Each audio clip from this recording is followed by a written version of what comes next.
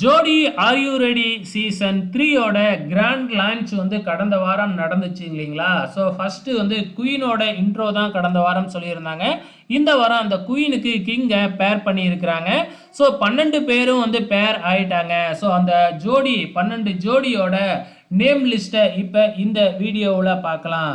இதில் முதல் ஜோடி யார் அப்படின்னு பார்த்தீங்கன்னா அஞ்சலி அண்ட் இப்ராஹிம். இரண்டாவது ஜோடி அபோலி ப்ரோமத்.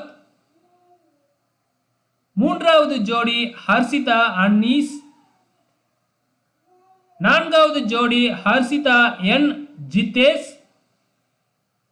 ஐந்தாவது ஜோடி சர்மி ஜெபின்.